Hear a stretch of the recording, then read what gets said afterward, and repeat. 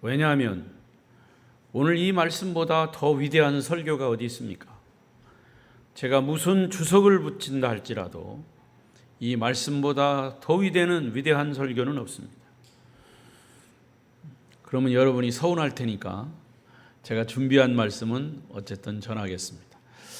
더운 날씨 저녁에 또 저녁 예배에 오셔서 여러분을 환영하고 축복합니다. 하나님이 예배하는 자를 찾으시고 예배의 자리에 나오신 여러분을 가장 기뻐하십니다. 우리 옆 사람과도 인사하십시다. 오늘 저녁에 또 만나서 반갑습니다. 잘 오셨습니다. 은혜 많이 받으세요. 영상으로 예배하시는 분들 중에도 주님이 함께 하시기를 바랍니다. 지난 수요일까지 제가 마태복음을 이제 시리즈로 하면 마태복음을 이제 마지막 마쳤습니다. 저는 이제 주일 저녁 예배 또 수요 예배에 맞추어서 오늘부터는 주제를 선정해서 말씀을 전하려고 합니다. 주일 저녁에는 예배라고 하는 주제고 수요일 저녁에는 믿음이라고 하는 주제입니다. 물론 이것이 계속 되는 건 아니지만 얼마 동안은 이 주제를 가지고 설교할 겁니다. 그래서 오늘 저녁 설교 주제는 이것입니다. 시작. 예배는 하나님을 만나는 현장입니다. 다시 한번, 예배는 하나님을 만나는 현장입니다. 그렇게 믿습니까? 저는 성경을 읽을 때마다 느끼는 것이 있습니다. 여러 가지 있지만 성경은 하나님을 만난 사람들의 이야기, 또 한편으로는 하나님을 만나지 못한 사람들의 이야기, 그래서 그렇게 한 문장으로 성경을 요약할 수 있습니다. 성경은 하나님을 만난 사람들의 이야기와 하나님을 만나지 못한 사람들의 이야기다. 믿음이 성장해, 하나님을 만난 사람들은 믿음이 성장해서 하나님과 함께 그들의 삶이 행복했고, 또 고난이 있지만 그 고난을 하나님과 함께 이겨가는 그런 모습이고요. 하나님을 만나지 못한 사람들은 죄악의 길을 걸었고 결국 그들의 삶은 불행한 삶으로 마감을 하게 되는 것을 봅니다. 예를 들어서 창세기 12장에서 하나님이 아브라함을 선택했습니다. 그래서 아브라함은 하나님을 만난 이후에 이스라엘의 족장이 되었고 자손 만대 복을 누리는 믿음의 조상이 되었습니다. 우리는 지금 주일 낮에 창세기를 설교 들으면서 야곱에 대한 이야기가 계속되고 있죠. 하나님과 함께하는 그의 삶이에요. 그 다음에 아브라함의 아들 이삭, 또 야곱, 특히 야곱이라고 하는 사람은 하나님을 수시로 만났습니다. 원래 아주 성질이 좀 까칠까칠한 사람이에요. 거짓말도 잘하고 도둑질도 잘하고 원래 그런 사람이 야곱이에요. 그런데 야곱이 하나님을 만난 거죠. 다른 말로 말하면 하나님이 야곱을 만나 주신 거예요. 베델 광야에서 만났고 약복강에서 만났고, 그리고 어떤 때는 자신의 한계를 뛰어넘어서 문제를 해결받는 그런 축복을 받은 자가 야곱입니다. 그래서 하나님이 야곱을 만난 이후에 이름까지도 아예 바꿔줬어요. 이스라엘이라고 하는. 그래서 그 이스라엘이 하나의 나라 이름으로 된 거죠.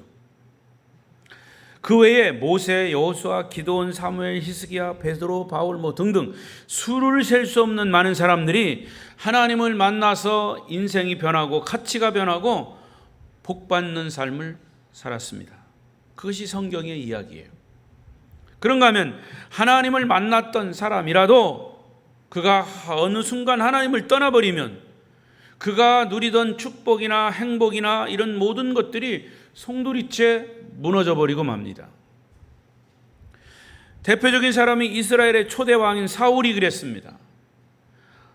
하나님이 그를 이스라엘 초대 왕으로 세웠지만 결국 그는 하나님을 무시했고 하나님 말씀에 순종하지 않았기 때문에 최후의 종말이 별로 안 좋았습니다. 또 하나님이 아닌 우상을 섬겼던 열왕들, 이스라엘의 열왕들의 이야기가 열왕기서잖아요. 그 열왕기서를 보면 그랬습니다. 하나님이 아닌 우상을 섬겼던 모든 왕들은 다 망했습니다. 특히 구약성경 사사기에 나오는 삼손을 보십시오. 그 당시 이스라엘 민족의 사사로서의 지도자입니다. 그는 누구도 당할 수 없는 하나님 주신 힘을 가진 자였습니다. 어느 정도냐? 자, 보십시다. 사사기 14장 6절 시작. 여호와의 영이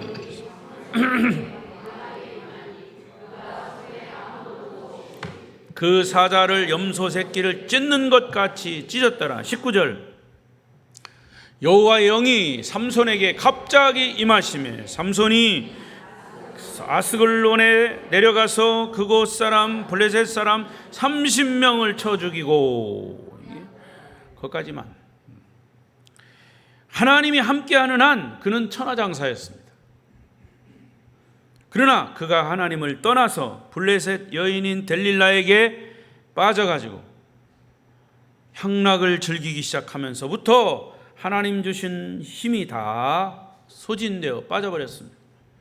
결국 그는 두 눈이 뽑히고 블레셋 사람들의 조롱을 받으면서 연자맷돌을 돌리고, 나중에 최후에는 블레셋 사람들이 모인 집에서 기둥을 뽑아 무너뜨리고 함께 압사당하는 비운의 종말을 맞고 말았던 사실을 여러분 압니다. 그런가 하면 신약 성경의 가룟 유다는 어떻습니까? 그는 예수님의 12제자 중에 한 사람이었지만 그가 주님을 떠나니까 마귀가 그 마음속에 들어가서 자기 스승을 은 30에 팔아먹게 했고, 결국 스승을 팔았다는 죄책감 때문에 회개하지도 못하고 스스로 목매어 자살하는 최후를 맞았습니다. 하나님을 떠난 인생의 모습이에요. 여러분, 따라서 우리는 하나님을 개인적으로 인격적으로 만나야 합니다. 하나님을 개인적으로 만나는 현장이 어디냐? 바로 이 예배의 자리입니다. 할렐루야. 그러므로 예배는 하나님을 만나는 거룩한 행위인 것입니다. 예배는 하나님을 만나는 거룩한 행위이다. 시작. 할렐루야. 물론 하나님을 만나는 것은 개개인에 따라서 조금 차이가 있어요. 어떤 사람은 주일날 어디 가다가, 예수 믿는 집사가 어디 여행 가다가 교통사고 났어. 그랬더니 그가 고백하기를, 아이고 내가 예배 안 드리고 어디 놀러 가다가 교통사고 나가서 하나님이 나를 이렇게 혼냈다고. 그 교통사고 난 현장에서 그는 하나님을 만났어요. 아쉬운 얘기지만 그럼에도 다행이요, 거기서 만났으니까. 오히려 반대로, 아이씨 하나님이 한 번 정도 봐주지 말이야, 여기서 교통사고 나, 내 다시는 하나님 안 믿어, 이럴 수도 있어요. 그렇잖아요? 하나님을 만나는 것은 여러 곳 장소 불문 없이 만나지만, 그럼에도 정말 우리가 하나님을 인격적으로 만나는 것은 거룩한 행위가 바로 예배입니다. 여러분, 예배 때마다 하나님을 만나는 은혜가 있기를 바랍니다. 자, 그러면 예배를 통해서 하나님 만난다는 것이 뭐냐? 구체적으로 뭐냐? 예를 들겠습니다. 이것이 다 100% 다 맞다는 아니지만 100% 틀린 것도 아니에요. 우선 우리가 찬송할 때, 여기 찬양단과 함께 우리가 찬송하잖아요. 다시 말씀드리면 찬송은 이미 예배가 시작된 거예요. 준비 찬송이라는 거 없어요. 찬송 준비창 뭘 준비한다는 거예요? 자리 정도는 하는 거예요? 찬송할 때? 아니에요. 찬송은 예배 자체입니다. 기도도 예배 자체. 오히려 여러분 찬송할 때 돌아다니지 마세요. 사실은 기도할 때도 돌아다니면 안 돼. 찬송할 때 저기 성거 비준다고 이렇게 돌아다니지 말아요. 찬송 자체가 예배라니까. 그러니까 예배 자리에 딱 들어오면 여러분 다른 거 하지 말고, 사설은 저기 로비에서 커피 마셔가면서 반갑게 인사하시고 할 얘기 다 하고, 예배 자리에 딱 들어오면 그때부터는 경건한 모습으로 보여야 됩니다. 그게 예배예요. 준비 찬송은 없는 거예요. 찬송 자체가 예배라니까. 기도 자체가 예배라니까. 그러니까 찬양단이 딱 서서 15분 전에 찬양할 때 벌써 예배가 시작된 거예요. 왜?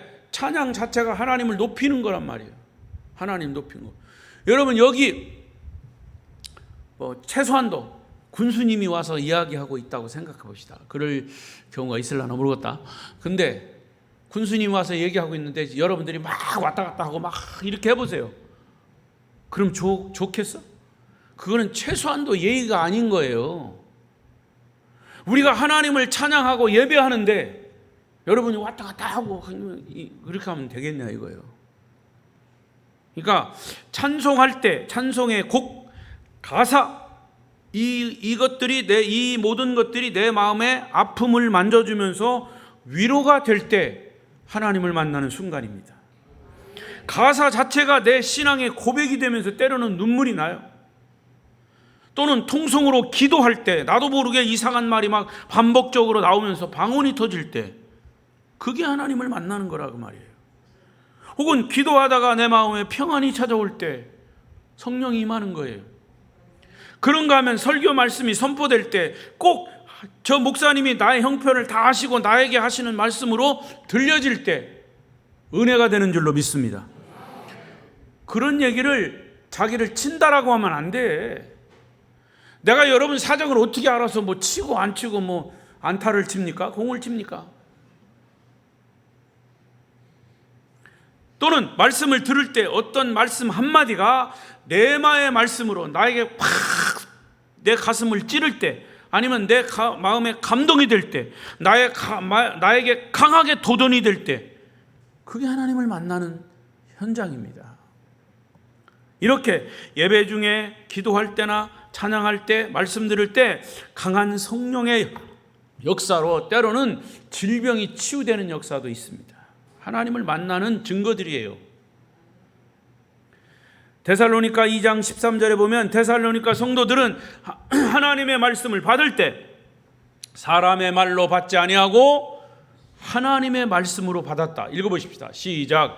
하나님의 이름으로 우리가 하나님께 끊임없이 감사함은 너희가 우리에게 들은 바 하나님의 말씀을 받을 때 사람의 말로 받지 아니하고 하나님의 말씀으로 받음이니 진실로 그러하도다. 이 말씀이 또한 너희 믿는 자 가운데 역사하시느라. 할렐루야. 데살로니가 성도들은 바울이 와서 설교하든 디모데가 와서 설교하든 누가 설교하든 하나님의 사람의 말로 듣지 않고 하나님의 말씀으로 받았다는 거지. 따라서 우리가 예배를 드리는 중에 다양한 방법으로 개개인이 하나님을 인격적으로 만날 수 있는 것이죠. 그런데 예배를 드렸는데 1시간 시간만 때우고 졸리기만 하고 아무런 감흥도 없이 그냥 마냥 지루하고 졸리기만 했다면 참된 예배를 드리지 못한 겁니다. 자, 그러면 어떻게 하면 예배를 통해서 하나님을 만날 수 있을까? 3가지에 집중해야 합니다. 첫째는 전능자 하나님이 지금 여기에 성령으로 임재하신다. 이 사실을 우리가 믿어야 합니다. 자, 여기 나왔네요. 읽어보십시다. 1번 시작. 전능자 하나님 지금 여기에 성령으로 임재하심을 믿어야 합니다. 마태복음 18장 20절에도 두세 사람이 내 이름으로 모인 곳에는 나도 그들 중에 있느니라. 우리가 두세 사람으로 누구의 이름으로 모였어요? 예수님의 이름 모였다면 바로 여기가 예배의 현장이에요. 그러면 주님은 이 가운데 함께 계신다고 약속하셨어요. 주님의 이름으로 모인 이곳에 하나님께서 함께 계심을 믿으시기 바랍니다. 여러분이 구역별로 구역 모임을 합니다. 두세 사람이 5명, 6명이 모여서 주의 이름으로 모였습니다. 그러면 그곳에도 주님이 함께 가십니다. 오늘 이 예배를 통해서 하나님 만나시기를 축복합니다. 또 2번째, 전능자 하나님께 내 마음을 열어야 합니다. 2번째 시작. 전능자 하나님께 내 마음을 열어야 합니다. 오픈 마인드 내 마음을 열자. 어떤 사람은요, 그런 사람은 없겠지만 교회에 와도 마음 문을 딱 닫고 있어요. 예배를 드리나 보자. 누가 왔어? 안 왔어? 그 사람은 오늘 왜 안 왔대야? 여러분, 예배는 하나님께 마음을 열면서 시작돼요. 그래서 사실은 엄밀한 의미에서 예배, 오늘이 주일입니다. 그럼 토요일부터 우리의 마음이 열려 있어야 합니다. 예배를 통해서 열려 있어야 합니다. 그래서 준비하는 거예요. 예물도 준비하고 내가 예배를 위해서 무엇을 준비해야 되느냐. 벌써 열린 마음, 하나님을 향해서 열린 마음을 가지고 있어야 된다고 말이에요. 토요일 저녁까지도 고민하는 거예요. 내일 교회를 갈까 말까. 날씨도 더운데 말이야. 벌써 이거 왔다 갔다 하는 거예요. 반만 열어놨지. 반만 열어놓고 이리 갈까 저리 갈까. 차라리 돌아갈까. 어디서 많이 듣던 소리 같으네. 그러니까 하나님께 내 마음을 열어야 된다. 시편 51편 17절 읽어요. 시작. 하나님께 구하시는 제자는 상한 심령이라 상하고 통회하는 마음을 하나님이여 상하고 통회하는 마음을 주께서 멸하시지 아니하시리다. 주님, 지금 내가 세상에서 바쁘게 살다가 죄 있는 모습으로 왔습니다. 그렇지만 주님의 위로를 받고 싶습니다. 주님의 사랑을 받고 싶습니다. 내 상처받고 아픈 몸으로 저는 왔습니다. 주님 나를 만나 주십시오. 그런 심정으로 주님께 마음을 열어야 된다. 주님은 그런 마음을 원하십니다. 여러분의 상한 마음을 주님은 원하십니다. 그 마음을 여십시오. 그렇게 기대하고 주님을 만나기를 사모할 때 주님이 여러분의 마음을 찾아오실 것입니다. 예배 시간에 주님을 만나는 은혜가 있기를 바랍니다. 또 세 번째, 전능자 하나님께 집중하라 그랬어요. 3번 시작. 전능자 하나님께 집중해야 합니다. 여러분 예배 드릴 때 옆 사람 너무 의식하지 마십시오. 하나님께 집중하고 찬양할 때 열심히 찬송하고 기도할 때 열심히 기도하고 말씀 드릴 때 열심히 집중하십시오. 특별히 뒤에 있는 사람 다는 아니겠지만 뒤에 있으면 앞에 있는 사람 조는 거 다 보여요. 어떤 사람은 그냥 이렇게 해도 졸면 괜찮아요. 목사님 말씀이 옳습니다. 어떤 사람은 틀립니다. 아닙니다. 오 주여. 네? 다 보여요 뒤에서. 그런 거 보다 보면 예배가 안 되는 거예요. 하나님께 집중을 못 하는 거예요. 여러분 예배 시간에 다른 사람을 너무 의식하지 말고, 특히 내가 여러 가지 세상의 복잡한 생각 잠시 내려놓고, 하물며 설교하는 박재기 목사도 되도록이면 의식하지 마십시오. 목사의 입에서 나오는 말씀, 사람의 말로 듣지 말고 하나님의 말씀으로 듣기를 바랍니다. 그게 하나님께 집중하는 거라 그 말입니다. 오직 선포되는 말씀에 집중하는 것이 하나님께 집중하는 것입니다. 그러면 목사의 말이 하나님의 음성으로 들려질 거예요. 주 안에 기쁨 누림으로 마음의 풍랑이 잔잔하니 세상과 나는 간 곳 없고 누구만 있어? 주님 말씀만 들리도다. 구속한 주님만 들리도다. 계시도다. 이것이 나의 간증이요 이것이 나의 찬송일세. 나 사는 동안 끊임없이 구주를 찬송하리로다. 세상과 나는 간 곳 없고 구속한 주님만, 여러분이 주님께 집중하시기를 축복합니다. 자, 오늘 분명 신명기 4장은 하나님이 어떤 분인가, 저는 이 말씀을 읽을 때마다 막 가슴이 벌렁벌렁해요. 신명기 말씀 요 앞부분 말씀을 읽을 때마다 하나님이 어떤 분인가, 하나님은 정말 위대하신 창조주이시면서 하나님은 때로 무서운 분입니다. 우리가 하나님이, 그게 바로 경외입니다. 경외라는 것은 하나님이 두렵고, 하나님을 두렵고 떨리는 마음으로 섬기는 것이 하나님을 경외하는 거예요. 요즘 하나님 우습게 하는 사람 많습니다. 아주 인터넷에 보면 나는 잘 보지도 않지만 하나님 믿는 사람들을 왜 이렇게, 기독교를 왜 이렇게 입에 담지 못할 욕을 합니다. 하나님이 무서운 줄 모르고 그런 거예요. 그런데 어쨌든 우리는 성경을 통해서 하나님을 어떻게 만날 수 있는가, 하나님을 어떻게 섬겨야 하는가를 자세히 교훈하고 있어요. 우리가 눈여겨봐야 할 부분이 본문이 시작하는 15절부터 28절까지 다 읽을 수 없습니다. 여기에서 하나님이 강조하시는 말씀이 있어요. 뭐냐? 이스라엘 백성들이 우상 숭배할 사람들임을 하나님이 이미 잘 알고 있기 때문에 하나님과 약속한 그 말씀, 즉 우상 숭배하지 말고 오직 여호와, 유일신 여호와만을 섬길 것을 강조하고 또 강조하고 또 강조하고, 눈 떠봐요, 또 강조한다니까.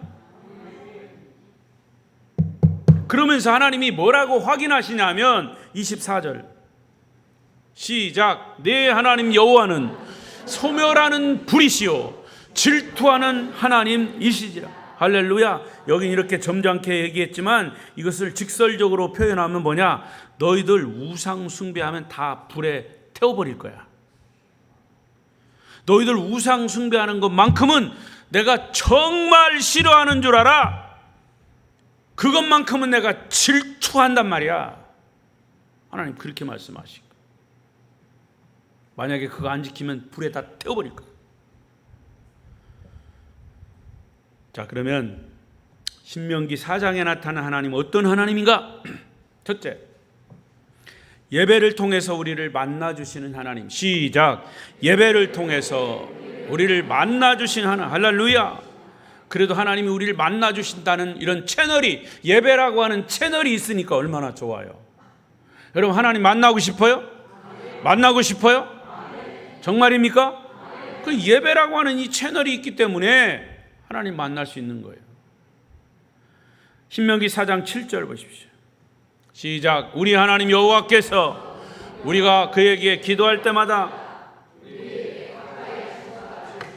그 신이 가까이함을 얻은 큰 나라가 어디 있느냐. 29절. 그러나 내가 거기서 내 하나님 여호와를 찾게 되리니 만일 마음을 다하고 뜻을 다하여 그를 찾으면 만나리라. 할렐루야. 하나님이 누구를 만난다고요? 하나님이 아무나 만나주시는 게 아니에요. 하나님을 찾고 그리워하고 만나기를 갈망하는 사람들에게 만나주신다. 7절에는 기도할 때마다 우리에게 가까이 하신다. 할렐루야. 하나님의 이름을 부르고 도우심을 구하고 기도하는 사람에게 가까이 하십니다. 목사님, 아무리 기도해도 하나님 없는 것 같아요, 이런 사람이 있어요.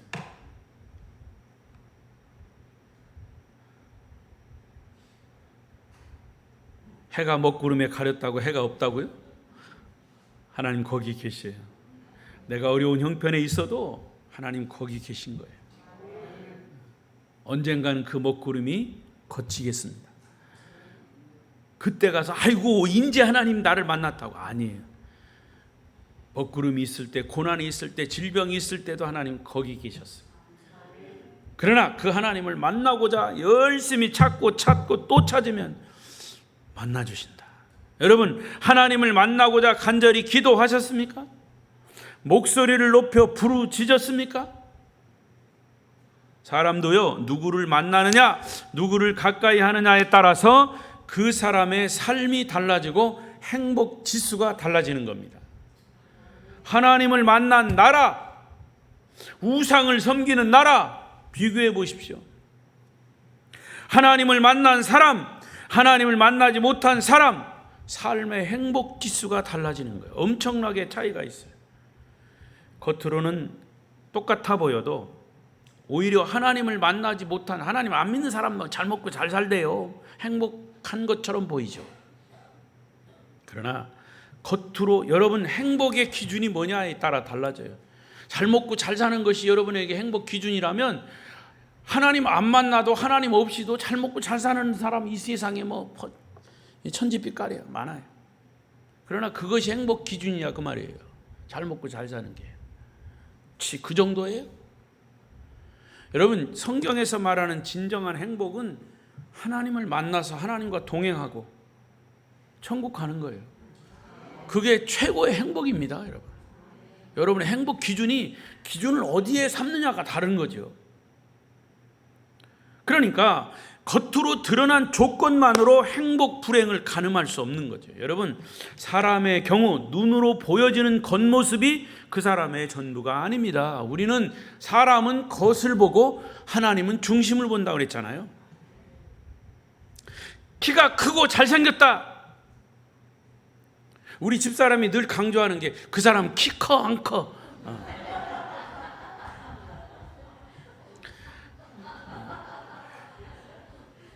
그래도 뭐 자기보다 큰 사람하고 결혼했잖아요. 돈이 많은 부자다, 지위가 높다, 힘이 있다, 학벌이 좋다, 가문이 좋다 등등 겉으로 드러난 모습이 그 사람의 전부는 아니에요. 사람의 겉모습은 돈을 들이고 노력하면 요즘은 얼마든지 뜯어 고칠 수 있어요. 꾸밀 수 있어요. 화려하게 변장시킬 수 있어. 치장할 수 있어요. 의술이 얼마나 발달했는지. 오죽하면 하나님도 구분 못하실까. 천국 갔는데 이게 누구여? 여러분, 속사람인 영원히 살고 빛을 발하려면 하나님을 만나야 할 줄로 믿습니다. 그래서 태초에 아담에게 하나님의 형상을 집어넣었다. 하나님의 생기를 집어넣었다 그랬어요. 그게 하나님 만나는 거죠. 근데 죄 때문에 그게 다 가려져 버린 거죠. 하나님을 만나야 진정한 행복을 느낍니다. 그 하나님을 만나려면 이 예배의 거룩한 자리에 참여해야 합니다. 그래서 제가 강조하고 또 강조하고 예배를 생명처럼 여기라고 얘기하는 거죠. 그 하나님을 어떻게 만납니까? 또 얘기했습니다. 이사야 55장 6절 시작. 너희는 여호와를 만날 만한 때에 찾으라. 가까이 계실 때 그를 부르라. 7절 악인은 그 길 불의한 자는 그의 생각을 버리고 여호와께로 돌아오라. 그리하면 그가 긍휼히 여기시리라. 우리 하나님께로 돌아오라. 그가 너그럽게 용서하시리라. 할렐루야. 바로 지금 하나님께 돌아와 그분을 만나야 합니다. 다음은 없어요. 지금이에요. 지금. Here and now. 지금 여기.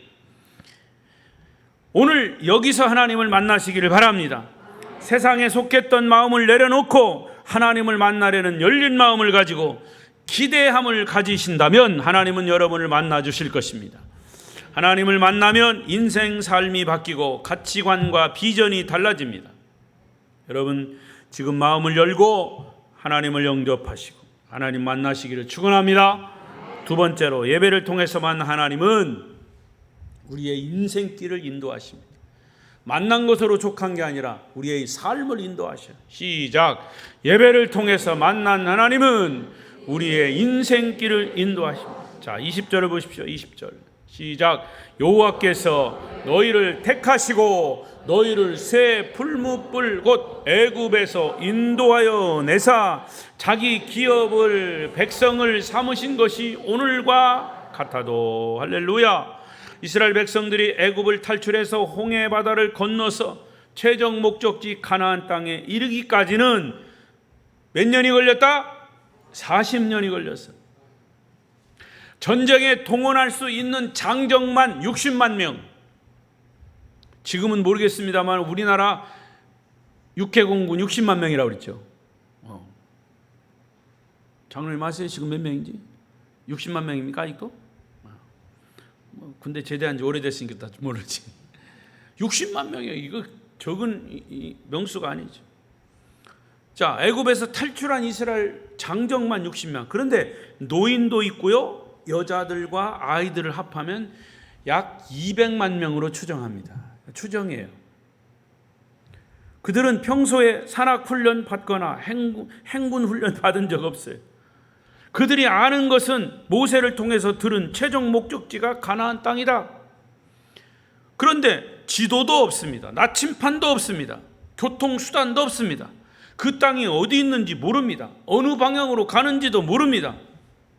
사실 지도자인 모세도 몰랐어요.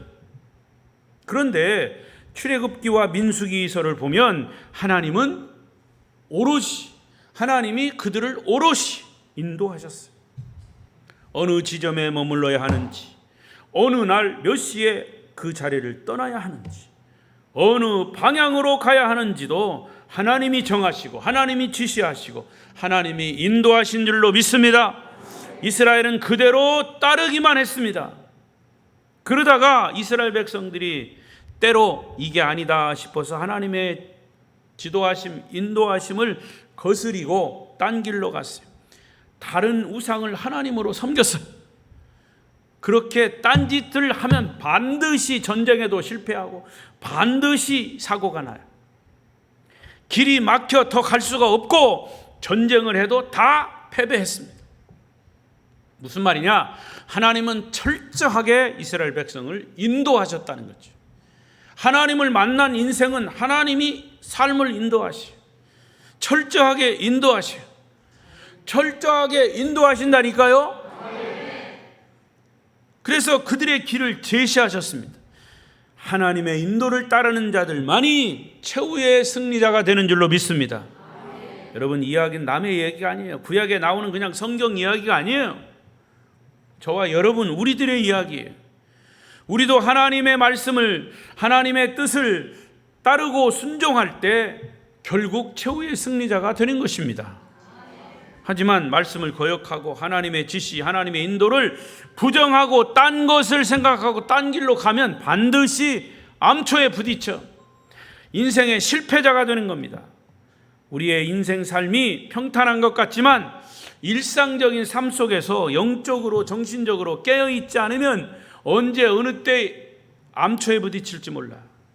삶이 헷가닥 뒤집힐지 몰라. 특히 우리 그리스도인들의 삶은 주님의 인도를 받지 않으면 언제라도 악한 세력의 암초에 부딪혀서 부서집니다. 정신 차려야 돼요. 하나님을 만나야 돼요. 그래서 제가 언젠가도 이런 예화를 들어서 말씀드린 적이 있는데 또 들어보십시오. 돌을 다듬어서 한평생 조각하고 집을 짓고 문화재를 보수한 석공 명장의 이야기가 책으로 나와 있어요. 돌을 조각해가지고 그 사람은 돌만 갖다 주면 뭐든지 잘 이렇게 정으로 쪼아가지고 만드는 거예요.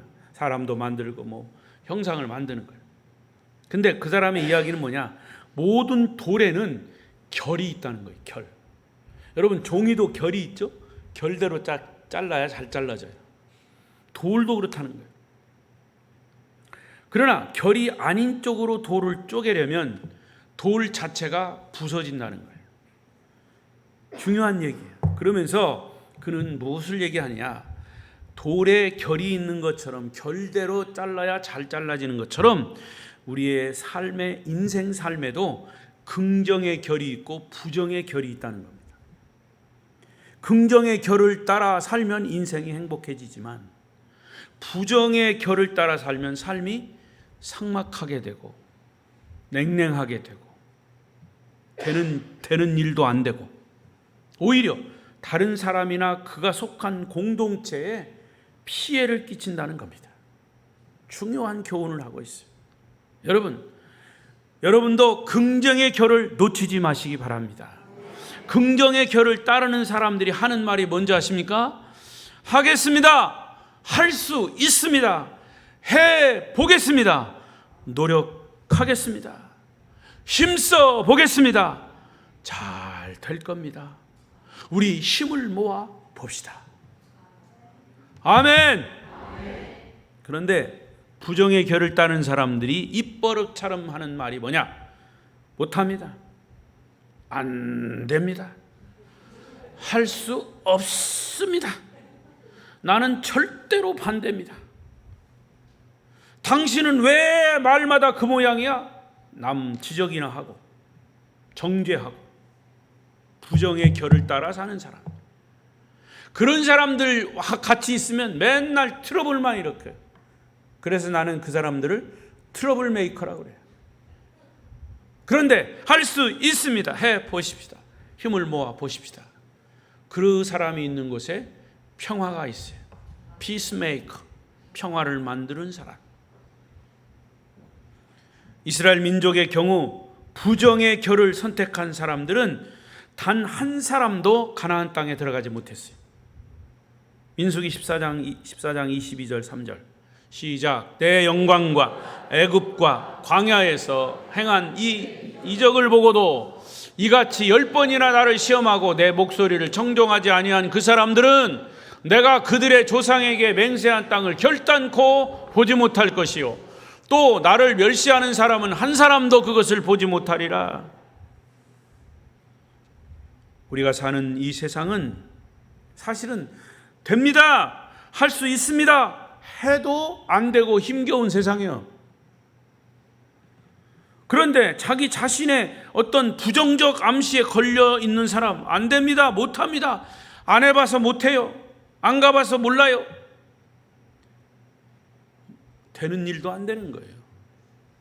안 됩니다, 안 됩니다, 안 되는 거예요. 안 되는 것도 해봅시다, 됐습니다, 됩니다, 되는 거예요. 그게 믿음이죠. 욥기 23장 10절. 저는 한때는 이 말씀이 저에게 얼마나 내 가슴을 쳤는지 몰라요. 얼마나 교훈이 됐는지 몰라요. 시작.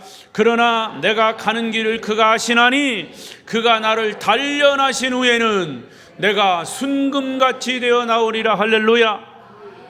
나를 단련하실 때는 내가 얼마나 마음이 아팠는지 몰라요. 인생이 아파요. 목회가 아파요. 나를 단련하시는 거예요. 근데 그 다음 절, 단련하시는 것은 순금같이 되어 나오기 위해서, 나를 순금으로 만들기 위해서. 그렇다고 내가 지금 순금이 아니요, 그게 아니고 영적으로 하나님이 나를 단련시켜서 이렇게 써먹으려고. 할렐루야. 그러니까 여러분, 지금 여러분이 고난이 있습니까? 그러면 하나님이 여러분을 단련하시는 시간이에요. 무엇을 소망해야 합니까? 나를 순금같이 되어 나오기 위해서 나를 단련하시는 거예요. 군인이 열심히 가서 훈련하는 것은 전쟁에 나가서 승리하기 위한 거예요. 그걸 위해서 훈련하는 거예요. 운동선수가 열심히 4년 동안 훈련하는 것은 올림픽에 나가서 메달 따기 위해서, 설사 메달을 따지 못한다 할지라도 열심히 훈련하는 거예요. 여러분, 우리의 앞길은 아무도 몰라요. 남의 일이나 세상 일은 더더욱 몰라요. 언제 어디서 어떤 일이 일어날지 몰라요. 그래서 우리는 하나님의 인도를 받아야 합니다. 그분은 우리의 앞길을 아시고 인도하시는 분이심을 믿습니다. 바로 그 하나님을 만나고 인도함을 받아야 합니다. 그래서 예배는 하나님을 만나는 현장입니다. 이 예배의 자리에 모든 성도들은 동참해야 합니다. 예배가 여러분의 삶의 가장 우선순위가 돼야 합니다. 예배를 생명처럼 여기는 그 사람의 인생을 하나님이 책임져 주십니다. 예배에 성공하면 모든 것이 성공합니다. 요한복음 4장 23절 또 읽어요. 시작. 아버지께 참되게 예배하는 자들은 영과 진리로 예배할 때가 오나니 곧 이때라. 아버지께 자기에게 예배하는 자를, 이렇게 예배하는 자를 찾으시느니. 하나님은 누구를 찾는다고요? 예배하는 자를 찾아요. 지금도 예배하는 자를 찾아요. 그런데 예배를 소홀히 해서 되겠습니까? 다시 말씀을 드리지만 예배는 하나님을 만나는 현장이에요. 그리고 그 예배의 현장에 내가 없으면 나는 하나님을 만날 수 없습니다. 하나님을 만나지 못하면 내 인생길도 인도받지 못해요. 하나님을 만나지 못한 자의 영성은 제로 베이스로 가는 거예요. 내려가는 거예요. 내가 하나님을 만난 경험이 있으면 감격하면서 주의 일을 할 수 있습니다만은, 내가 하나님을 만나지 못하고 경험이 없으면 내 영성은 제로 베이스 떨어지는 거예요. 그러면 내가 주의 일을 하더라도 힘에 겨운 거죠. 영성이 없으면 주의 일을 할 수가 없어요. 힘이 없어요. 에너지가 없어요. 영성이 없으면 오히려 마귀가 우리를 우습게 여기고 시험에 빠뜨려요. 그래서 주의 일을 하다가도 낙심하기 쉽고 시험당하기 쉬워요. 사람들과 이견이 생겨서 막 분쟁이 일어납니다. 사소한 일 때문에 기분이 언짢아서 이제는 예배드리기가 싫어집니다. 어떤 아무개 집사 때문에 말 한마디 때문에 삐집니다. 이게 마귀 역사입니다, 여러분. 쉽게 넘기면 안 돼요, 그런 거를. 그러니까 그게 서운한 얘기를 했다 하더라도 내가 딱 말씀으로 무장되어 있으면 그럴 수 있지 뭐. 에이, 내 마음 서운한데 마귀가 나를 통해서 역사하려고 하는구나, 이렇게 생각하면 돼. 그거까지 삐져서 교회도 안 나오고 예배도 안 나오고. 자, 그동안 들은 말씀, 그동안 들은 하나님은 어디 갔어? 내가 믿는 하나님은 어디 갔어요? 제발 좀 그런 거 하지 말아요. 그래서 영적으로 무장하지 않으면 그런 사실조차도 내가 분별하지 못하는 거예요. 영적인 에너지, 영성이 없으니까 내가 분별이 안 되는 거예요. 그냥 아무개 집사 말 한마디 때문에 삐쭉빼쭉하면 그게 무슨 영성이 있는 거예요. 그게 무슨 믿음이 있는 거예요. 내가 가는 길이 참된 길인지 아닌지 분별하지 못해요. 여러분, 신앙생활 예배가 나태하면 틈이 생겨요. 그 틈에 마귀가 들어옵니다. 그래서 우리의 영을 혼탁하게 해요. 우리의 믿음이 어디서부터 생깁니까? 로마서 10장 17절. 그러므로 믿음은 들음에서 나며 그 들음은 그리스도의 말씀으로 말미암았느니라. 말씀을 자꾸 들어야 믿음이 생긴다 그 말이에요. 믿음이 생겨야 그런 이상한 얘기해도 나는 거기에 흔들리지 않는다 그 말입니다. 예배의 자리에서 말씀을 열심히 들어야 믿음이 생기고, 믿음은 내 영성이고 영성은 영적 분별력이에요. 그래서 우리는 예배의 자리에 있어야 한다 그 말이에요. 새벽 예배, 주일 예배, 저녁 예배, 수요 예배, 공예배에 빠지지 말아요. 그리고 그 예배의 자리에서 우리의 영성이 충전돼야 합니다. 여러분, 우리는 예배에 성공해야 모든 일을 성공할 수 있고 세상의 일도 성공할 수 있습니다. 할렐루야. 마지막 세 번째, 시작. 예배를 통해서 만나 하나님은 우리를 31절 보세요. 31절 시작. 네 하나님 여호와는 자비하신 하나님이라.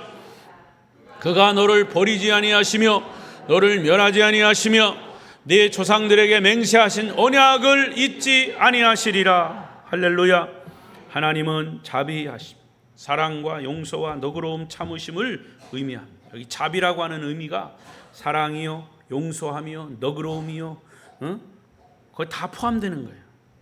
하나님은 우리의 허물을 용서하시고 100번이고 1000번이고 참으시고 버리지 않고 우리를 기다리시는 자비로우신 분이에요. 오늘 낮에도 말씀드렸죠. 롯이라고 하는 사람 저 같으면 금방 유황불에 그냥 타 죽도록 놔뒀을 거예요. 하나님의 말씀을 농담으로 여기는 사위들까지 그냥 놔뒀을 거예요. 그러나 하나님의 긍휼과 자비로우심은 그 롯의 가족을 구원하기 위해서 천사를 동원해서 빨리 재촉해서 이 울타리를 나가라, 이 성을 나가라 한 거예요. 그게 하나님의 자비로우심이에요. 요한복음 4장에 보면 5 남자와 살다가 다 이혼하고 6번째 남편과 살고 있는 여인이 있었죠. 동네에서는 다 창렬하고 따돌림을 받고 그렇게 사는 여인. 어느 날 수가성에서 우물가에서 물 길러 왔다가 예수님을 만났습니다. 그날 그 여인은 거기서 예수님을 만나고 진짜 영원한 생수를 얻게 되었습니다. 예수님은 그녀에게 구원의 선물을 주셨습니다. 그때부터 그녀의 삶이 180도 달라졌어요. 그 여인은 그곳에서 자비로우신 주님을 만난 것입니다. 그리고 주님은 그 여인에게 말씀하셨어요. 그것이 바로 요한복음 4장 23절 4절입니다. 읽어보십시다. 요한복음 4장 23절 4절 시작. 아버지께 참되게 예배하는 자들은 영과 진리로 예배할 때가 오나니 곧 이때라. 아버지께서는 자기에게 이렇게 예배하는 자를 찾으시느니라. 하나님은 여기시니 예배하는 자가 영과 진리로 예배할지니라. 할렐루야. 그 여인의 고백, 예수님의 고백. 여러분, 예수님은 우리의 과거 지난 날을 문제 삼지 않으십니다. 지난 날을 회개하고 돌아오면 자비를 베풀어 주시. 만일 사마리아 수가성 여인이 예수님을 만난 이후에 7남자, 8남자, 10남자를 만나가면서 계속 그렇게 문란한 삶을 살았다면 그녀의 영혼은 구원받지 못하고 망했을 겁니다. 하지만 그녀는 자비로우신 주님을 만난 이후에 그의 삶이 변화됐어요. 그 여인 때문에 다른 동네 사람들까지 예수를 믿게 된 것입니다. 여러분, 우리는 예배를 통해서 자비로우신 주님을 만날 수 있습니다. 그렇다면 여러분은 인생 삶 속에서 어떤 경우에 주님의 자비로우심을 느끼고 경험하셨습니까? 그것을 여러분의 삶으로 드러내셔야 돼요. 입으로 간증해야 돼요. 말씀을 맡겠습니다. 여러분, 하나님은 될 수 있게도 하시고 안 되게도 하시고 살게도 하시고 죽게도 하시고 성공도 실패도 행복도 불행도 구원도 심판도 다 하나님의 손에 있음을 믿습니다. 누가 그 하나님의 손을 벗어날 수 있겠습니까? 이 세상에서 하나님의 손을 벗어날 사람은 아무도 없습니다.